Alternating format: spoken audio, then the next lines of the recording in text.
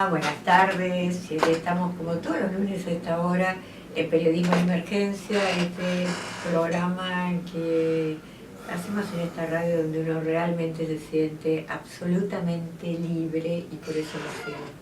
Y como digo, como les repito siempre, no esperen que este sea un programa democrático, este es un programa donde solo vienen mis amigos o solo viene la gente que yo quiero, porque para hablar con gente que no quiero, que no me gusta, realmente ya por la vida paso y los tengo que ver, así que no.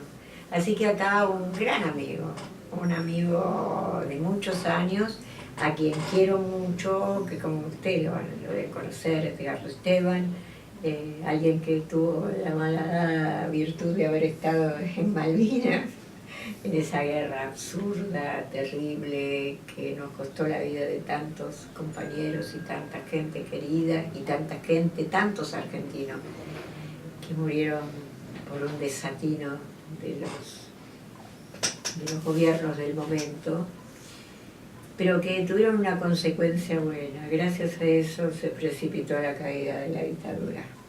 Pero costó mucha sangre eso. Ya solo con los 30.000 compañeros desaparecidos teníamos suficiente, tuvimos que agregar la lista de los compañeros de Malvinas. Que hoy están allá los papás, sí, ¿no? Están allá los papás, pudiendo muchos de ellos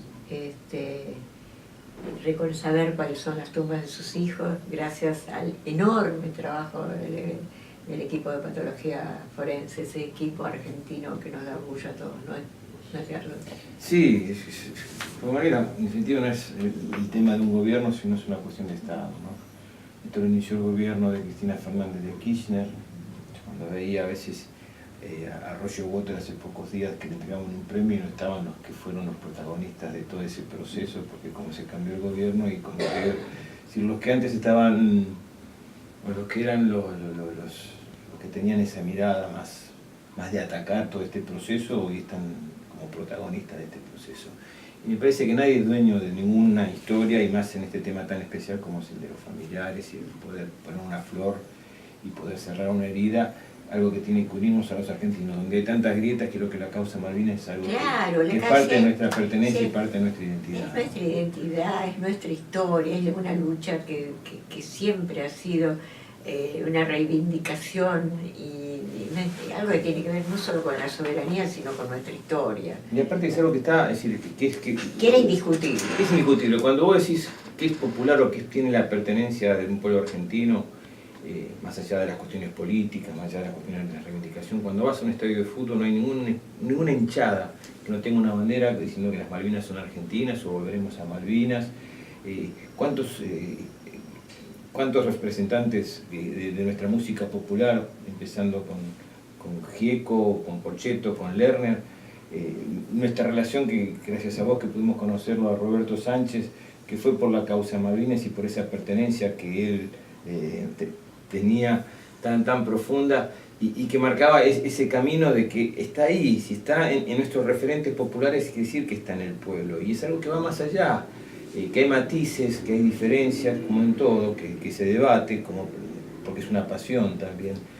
Y me parece que en este momento lo que está pasando hoy es un día de reflexión, porque se tardó mucho tiempo, se discutió mucho si eran NN, si había que traerlos, por qué, y se generaron situaciones de tensiones y casa de brujas donde no lo había, porque todos teníamos un mismo objetivo, que esas tumbas, cuando ibas a las Malvinas, a nuestras islas, que yo fui 5 veces, y veías soldados solo conocidos por Dios, tuvieran un nombre y un apellido. Hoy esos padres están poniendo, aunque es de metal, una flor, o de plástico, una flor en esa cruz que hoy sabe que está abajo ahí su hijo, como parte de esta historia. Además, si nos remontamos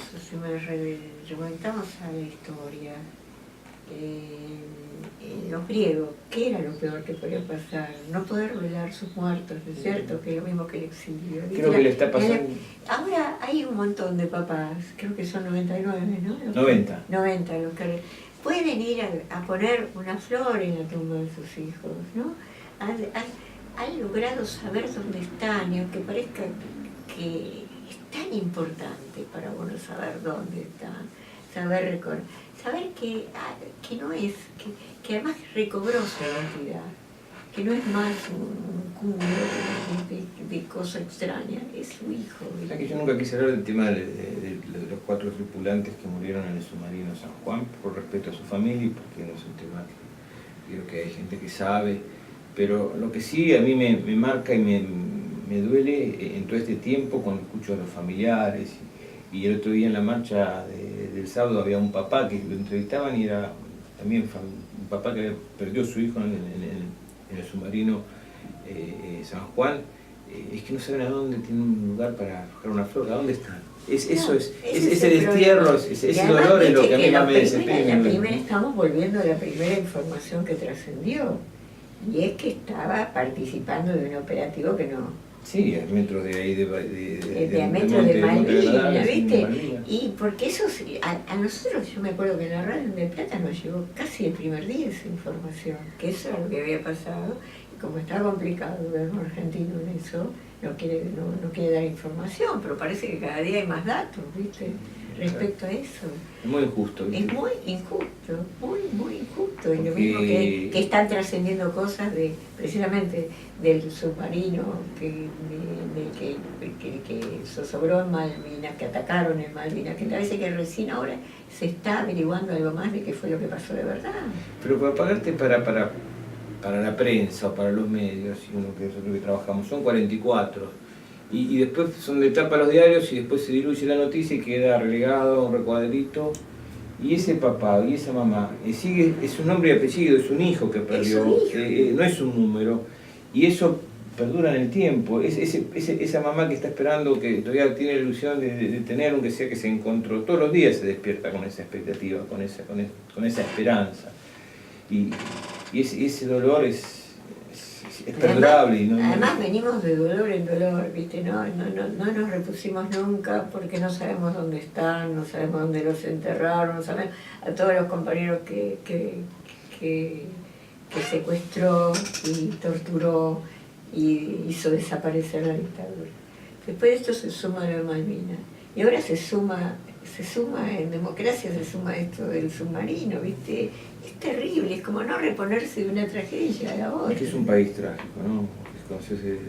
Porque es cromañón y siempre pasan cosas que no son... El año pasado, es decir, antes del submarino tuvimos el Santiago Maldonado. No hablemos de Santiago Maldonado. Entonces vos tenés esa cuestión de la angustia permanente, de la tragedia permanente, y fundamentalmente, si vos ves la edad de la tripulación del submarino, ves la edad de Santiago Maldonado, ves la edad de los que estuvimos en Malvinas, ves la edad de los desaparecidos, ves la edad de lo que fue Cromañón, siempre son los jóvenes los que... Sí, siempre son los jóvenes. Yo decía en una canción... Siempre son los jóvenes los que están de alguna manera demonizados, además. ¿Viste? Siempre son los jóvenes, siempre pasa a los jóvenes. Ayer el sábado había una columna que no avanzaba. Entonces, ¿qué pasó? ¿No están acá? No, la cámpora se largó por su cuenta y entró a la plaza por otro lado. Y yo sigo caminando y me encuentro la cámpora más atrás, la cámpora no se había mandado por Rivadavia y había llegado a la plaza, había impedido que ingresaran los otros, ¿viste? Ya están demonizados y bueno, ¿viste? Tienen la culpa de todo. ¿Te acordás eso cuando recién empezó el gobierno de Macri, que aparecía un gatito que estaba en un montón de macetas rotas de rotas que nos pasaron por WhatsApp y el gatito decía, son los casos. Bueno, es esto, ¿no? Es lo que pasa en todo, es demonizar a los jóvenes. Primero son los jóvenes son los delincuentes, los jóvenes son los drogadictos, los jóvenes... En todos los estamentos de la sociedad, los culpables son los jóvenes.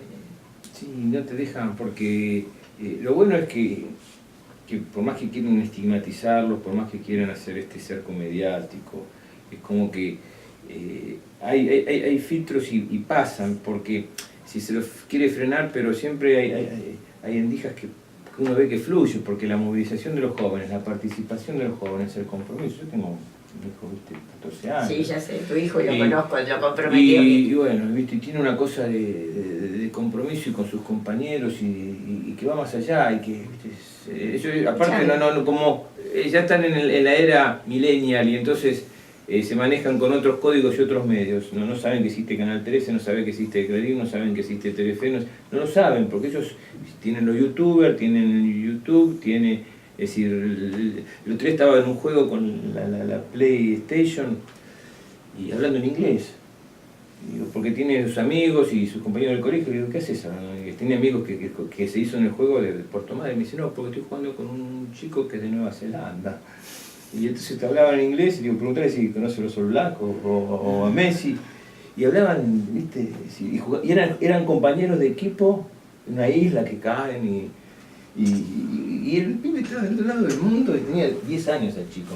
Entonces, hay un cambio cultural que es tan importante, que es tan fuerte. Lo bueno es que podamos mantener esa costumbre y esa tradición de poder ver que hay una historia, hay un camino que fue muy duro para todos, que se vio en la plaza, que ayer veía en la etapa de Karina decía no, porque el acto del 24 fue la etapa de Karina decía, el acto del 24 fue aprovechado, fue un acto contra Macri organizado por el kirchnerismo. Pero hubo dos actos, y el acto que hicieron los partidos de izquierda después fue tanto en multitud, y no había ninguna consigna ni nada, y aparte era tan plural, y había tantas miradas y tantos sectores en la marcha. Y además en la primera parte tampoco fue un acto kirchnerista. Sí, pero ¿por qué? Porque aparecieron algunos referentes, pero es decir, que sería un documento crítico. Todo es culpa de... Y la lucha por los derechos humanos, la lucha por ese no volver a repetir esos errores de lo que fue un genocidio, lo que fue la dictadura cívico-militar, lo que significó ese tiempo de horror y de muerte, del terrorismo de Estado. Creo que va más allá de un partido político. Como hablábamos de Malvinas, tiene que ser una cuestión de Estado. ¿O crees que en Alemania hay dudas con relación a lo que fue el nazismo? No, porque es una historia que no la quieren volver a repetir. Y nosotros, es como que algunos, ¿viste? Ahora nos sorprende que el presidente pueda hablar en un acto que sea el pasar de terrorismo de Estado. Pero que era sí, pero bueno, tienen que empezar a tomar conciencia, tienen que entender de que hay cosas que van más allá de estos favoritismos o de estas situaciones. Hay gente que hizo mucho daño, porque si uno va a decir Echecolat o Astiz, que secuestró, que marcó a las madres de Plaza de Mayo, que las hizo secuestrar y que después las arrojaron desde un avión al Río de la Plata. Es de horror, es una perversidad que no tiene ninguna situación de justificación de lo que significa un delito de lesa humanidad y que tienen que pagarlo como corresponde. Entonces, lo que uno es irrespetuoso, yo no tengo odio, sirve, como digo siempre, y como dicen las madres, de memoria, hay verdad, y lo que ellas piden es justicia, que sea la justicia, ¿no? Nadie ha actuado por venganza. Entonces me parece que desde ese lugar, poder ver la magnitud y la gran cantidad, volviendo a los jóvenes que había en la marcha, es parte de ese camino de esperanza de que tenemos que seguir construyendo porque lo que viene tiene que ser mejor. Yo tengo mi secretaria, su hija y sus hijos fueron a la marcha que nunca habían ido porque el nieto mayor, que tiene 11 años, decidió que a la marcha había que ir y obligó a la familia a ir a la marcha, ¿viste?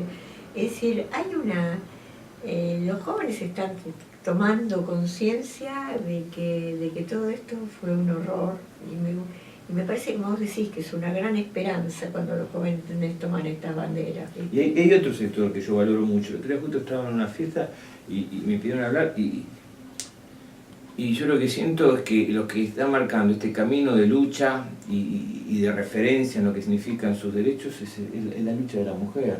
Sí. Creo que con el tema de la legalización del aborto, con el tema de la violencia de género, con lo que significan esas reivindicaciones, esa lucha en la calle, en esas movilizaciones, como la que se vivió el 8 de marzo, marcan que es posible esa transformación. Uno dice, uy, ¿por dónde va?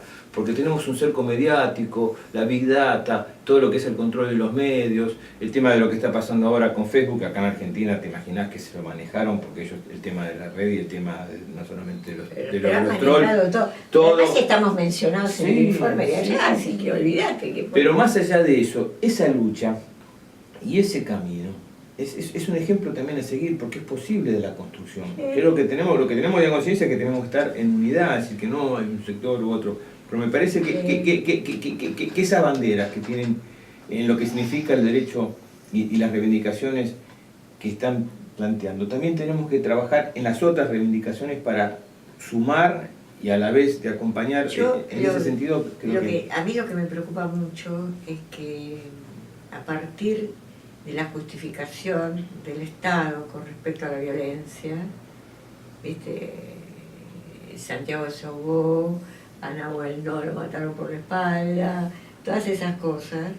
A mí lo que me preocupa es que cualquiera hoy en día puede disparar contra un pibe, cualquiera en la calle, un colectivero puede pelearse con un ciclista y agarrarle la bicicleta y tirársela contra la pared, cualquiera si ve a alguien, supone que alguien estuvo robando, lo agarra y lo masacra contra el piso. Me parece que esto me preocupa, porque cuando una sociedad está impulsada a la violencia por mano propia, cuando una sociedad está promovida a que las fuerzas de seguridad tienen derecho sobre la vida y la muerte de las personas, es un camino que conocemos muy bien vos y yo y que no lleva a nada bueno. Sí, pero a la vez creo que la protesta, la lucha, el hecho de que Chocolate tuviera que volver a la cárcel por reclamo del vecino, por reclamo de los derechos humanos, que Castillo no salga y no va a salir en libertad por esa lucha. Es buena, pero entre tanto me preocupa toda la violencia que hay en la calle. Porque hay una exacerbación, ¿viste? Que Chocobar sea juzgado como corresponde por la justicia y que tenga una condena, más allá del aval político. Porque otra etapa aberrante es la de hoy. Porque dice la justicia está preocupada porque quieren cambiar de juez por el tema de Julio De Vilo. El gobierno está preocupado y quiere cambiar al juez porque hay poder ejecutivo, legislativo y judicial. Pero el gobierno está todos los días haciendo... el presidente se da el grupo de si estoy enojado con los jueces porque no es que hay que respetar a la justicia. Pero además durante la campaña se quejaron y condenaban al kirchnerismo porque tenía demasiada relación con el Poder Judicial. Entonces, todos los días dan declaraciones todos los ministros sobre la acción del Poder Judicial, es un disparate. Bueno, el Tribunal Oral Federal 9, que es un invento, que fue una cosa armada para poder jugar a los... Pero es terrible. Además creo que la justicia, que la semana pasada dio un montón de fallos, que realmente parece que está recapacitando, yo tengo la sensación de que se da cuenta que si no para un poco la mano, lo que está creo que va a llegar un momento que van a estar, el papelón ya va a ser demasiado irreparable, porque las medidas que tomó la liberación de Zanini, de Lía, todo este tipo... Y un 24 de marzo, ¿no? Y un 24 de marzo, y a las 4 de la mañana, y a las 4 de la mañana, ¿no? Yo creo que además los fundamentos de la fiscal, porque la fiscal dice, ¿por qué no Menem y Galeano entonces? ¿Por qué nunca tuvieron prisión preventiva? Que eran los... Porque además ellos sí estaban involucrados en la verdadera trama del problema de la AMIA. Estos están involucrados en un memorando para tratar de conseguir testimonios en Irán, no tiene nada que ver. La baja de las alertas rojas nunca existió, el pedido de baja de las alertas rojas. Está en proceso de juicio oral, es decir, que ya se terminó la etapa de qué investigación pueden entorpecer. ¿Qué necesidad? ¿Qué pueden intervenir? ¿Qué es eso que uno tiene más influencia cuando no está en el poder? Que es un disparate. Y lo de traición a la patria. Yo me acuerdo cuando se decía que los generales tenían, cuando si querían participar de una revolución tenían que permanecer en el cargo porque si pasaban al retiro perdían todo el poder. Pero eso es lo que pasa a los políticos también. Es nueva esta teoría que cuando vos estás por el poder tenés más influencia para impedir los juicios. Es ridículo, es totalmente ridículo. Bueno, estuviste con Zanini porque vi la foto. Sí, lo crucé en el acto.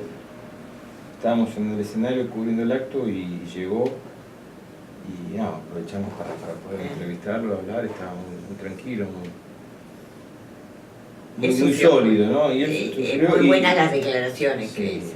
Pero a la vez marcando, ¿no?, esta situación de preso político. También lo vi a Luis de Lía, también, ¿no?, el enojo de Luis con relación al manoseo, más allá de la situación, porque es el manoseo mediático y todo el tema de su salud.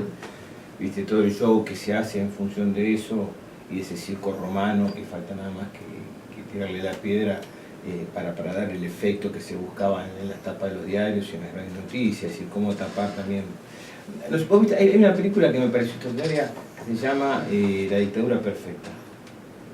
Es una mexicana, sobre un supuesto gobernador parecido a Peña Nieto, muy parecido a Peña Nieto, que se termina casando hasta con una actriz. Y la película comienza con un noticiero de Televisa, como si fuese acá del multimedio más importante, denunciando a ese gobernador por un video que está negociando una valija con uno de los carteles más importantes, uno de los narcotraficantes más importantes, como el Chapo Guzmán. Y entonces la gran denuncia. Y cómo ese personaje llega a ser presidente. Y hay una escena que hay un diputado de ese estado que es el denunciante. Voy a contar la película, pero entonces es el que hace va a los medios, declara, hace toda la denuncia y tiene que hablar después en la Cámara de Diputados. Entonces va una estructura de ese canal a esa gobernación a ayudarlo ahora, por algún acuerdo, a ese gobernador, y le dice: usted no haga nada, quédese tranquilo, no hable, no se mueva. Y cuando está hablando este diputado en el recinto de la Cámara de Diputados, denunciando al gobernador, sale un diputado desde el partido del gobernador y lo empieza a disparar. Entonces, te imaginas que sería un gran escándalo en cualquier país del mundo, tapa de los diarios en cualquier país del mundo, que un diputado, un gobernador que es acusado de narcotraficante, después hiera casi de muerte a un diputado del partido que fue el que denunció. Bueno, la cuestión es que el productor dice: tenemos que inventar un cuento chino, la caja china. Y entonces es como desviar la noticia y aparece el secuestro de dos gemelas, entonces cambia toda la historia, y el centro de la noticia fue eso, y eso que era una tragedia, nunca aparecía en los medios. Y acá vivimos con esa caja china, con ese cambio todo el tiempo de información, con esa situación de distracción. Si vos ves los noticieros, todo el tiempo estamos con cuestiones policiales y con cuestiones que son muy graves en lo policial, pero que están tapando la realidad social y la situación Bueno, el marido de una amiga mía que ya se fue de este mundo, y esta es una observación de hace muchos años, yo lo he contado varias veces acá. Daba como ejemplo lo que pasaba, cómo funcionaban los medios cuando hay un poder que trata, sobre todo el poder político, cómo maneja los medios grandes, ¿no? Decía que en la tapa de un diario salía: la hermana del ministro es puta, ¿no? Entonces, 5 días después, en la página 37 y chiquitito decía: el ministro no tiene ninguna hermana. Sí. ¿Entendés? Y esa es la síntesis de lo que estaba pasando. Pero Evo se inventó una historia de que tenía un hijo que no lo había reconocido. Yo estuve en Brasil en las elecciones. La revista Bella vende 1 millón de ejemplares. Sale los domingos. El día previo a las elecciones, que estaba de candidata a la última, cuando gana Dilma Rousseff, sale la revista Bella. Ya había veda electoral, día jueves, como acá hay veda electoral.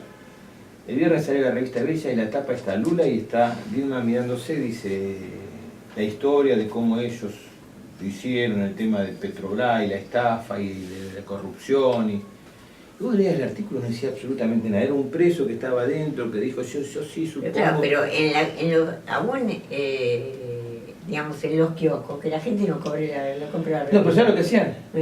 Pero cuando vos ibas a las calles, que había veda electoral, los militantes del Partido Socialdemócrata de Brasil, que tenían a Aécio Neves como candidato, ¿qué hubiesen repartido? ¿El programa o la foto o las boletas? No, repartían la revista. La tapa de la revista fotocopiada. Claro, por eso. Y si no, la gente la ve colgada en los kioscos, ¿viste? Eso sí, ese es el poder. El poder es ese. Porque además, como decían en el último festival de cine político del año pasado, todos los que venían acá, los distintos directores de cine, yo entrevisté unos cuantos, muchos acá en La Soberana, decían: nosotros en Brasil no tenemos ni una página 12, no tenemos una 750, no tenemos una Radio del Plata, no tenemos nada. Si a nosotros es tan difícil acá teniendo algunos medios que tienen, bueno, los tratan de matar sin pauta oficial, sin recursos, lo que sea, pero que todavía existen. ¿Te imaginas lo que es en países? La Folia de San Pablo el domingo de elecciones, un editorial, y si va a votar a la corrupción o a la democracia. Claro, claro. Y entonces, ¿y sabes por qué pierde a Aécio Neves? Porque salió a ser tan duro con Dilma Rousseff, que la trataba un poco más que de prostituta. Entonces eso exacerbó a las mujeres que fueron cambiando el eje de la votación y le dieron el oxígeno que se necesitaba, que fueron tampoco tanto, porque bueno, en un país de 120, 200 millones de habitantes que votan 120, o sea que gané por 4 millones, un poquito más de 4 millones, no es mucha la diferencia, pero le marcó también el hilo ese que fue muy débil y que después terminó llevándola a tener la situación de presión política que hay. Pero vos fíjate con lo que pasó ahora con el presidente de Perú, es decir, el único país de donde no hay corrupción, aunque no hubo coimas por parte de esta empresa es en Argentina. Es decir, después en todos lados se están pagando costos políticos y acá hay un sector que es todo corrupción. Ahora, los ladrones de guante blanco... No los investigan, no hay allanamiento, no les sacan la computadora por lo menos para demostrar que hicieron algo contra ellos, nada. De arriba se está, en todo lo que va a aparecer de arriba. Palusa ahí a todo como si nada, ¿viste? Como si nada. Pero vos sabés que con respecto al tema Odebrecht, hay una cosa para tener en cuenta. Nosotros el otro día en El Plata, la mañana, con Pablo Caruso, que ese día no estaba Roberto Caballero, al día siguiente de la renuncia del presidente, sacamos a un sobrino de Belaúnde. ¿Te acuerdas de Belaúnde Terry? Fue un gran presidente. Pero Belaúnde Terry fue el que, por él hubiese habido paz en Malvinas. Ah. Él fue uno de los que propuso... De los tipos que más nos ayudó. Y dio aviones, y él después fue junto con Belisario Betancourt, los que habían propuesto las 3 banderas y hacer un impasse a partir del 1 de mayo, que después vino como consecuencia el hundimiento del crucero General Belgrano, y ahí es como que, bueno, una guerra... Pero te digo que bueno, y él llamó la atención sobre algo muy interesante. Es cierto que es probable, como en todas las obras públicas, que puede haber habido, tal vez hubo, coimas de parte de la empresa. Pero vos fíjate que es una empresa latinoamericana y todo este embate contra los gobiernos populares viene después que la empresa esta, no viene cuando hace el camino del Amazonas, viene cuando la empresa se anima nada más y nada menos que hacerle el gran puerto a Cuba.